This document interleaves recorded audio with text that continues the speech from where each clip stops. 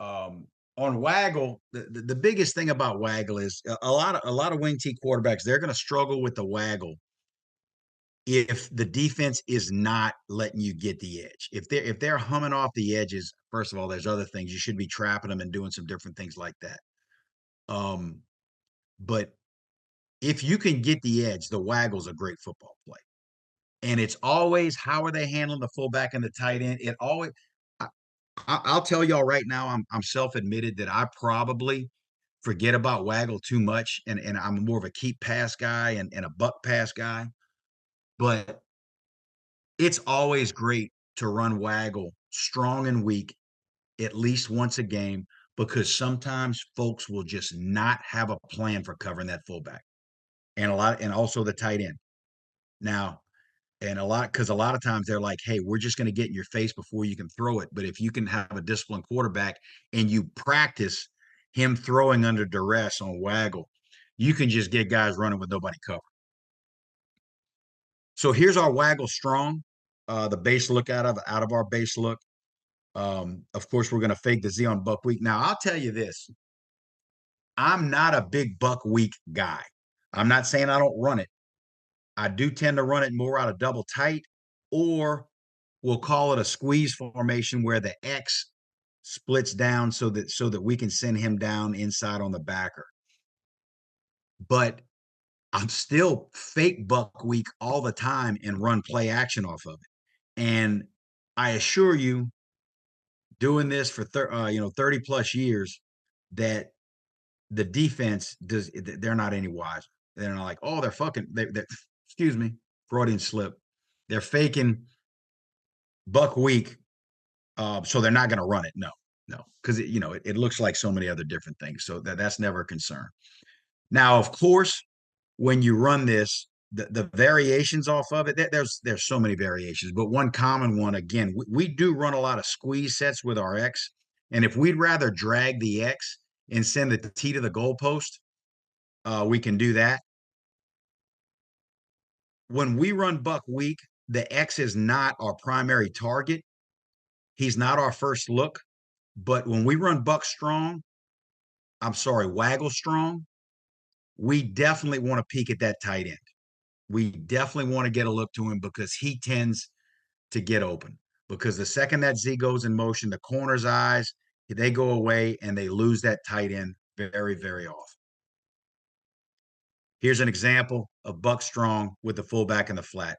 The fullback is a little deep right there. Um, we didn't block this very well. Um, Hunter.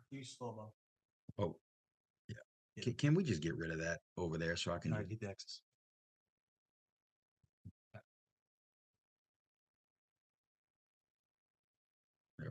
Yeah, I got the guy that's smarter than me helping me here. Okay. So I'm going to slow this down a little bit. Again, we're getting the edge here. You can see this is my second game at this school, and you can and look, this is not executed well. Number 3, that drag route is way too deep. It should be far more shallow. That's an awful job.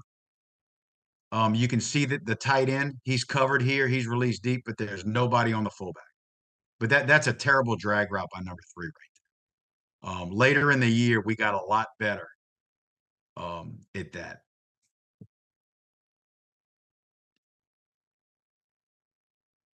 Here's going to be another one. Not a very good fake here.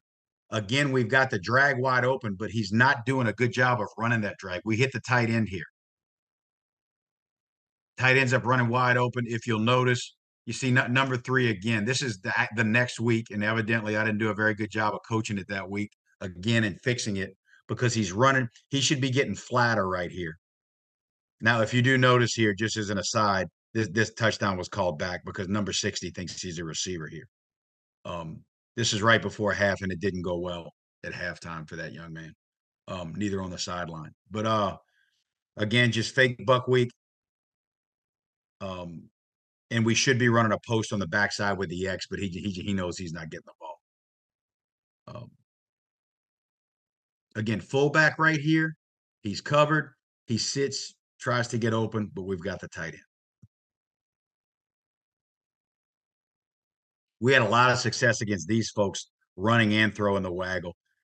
This is later in the year, and number 3 does a much better job of getting flat. He's still drifting a little bit, but it's a much, much better job right there on strong side waggle. Strong side guard does a good job right there on the defensive end. We pull both guards. That's something. The biggest problem is when you start seeing 5-man fronts are tough to block with the waggle.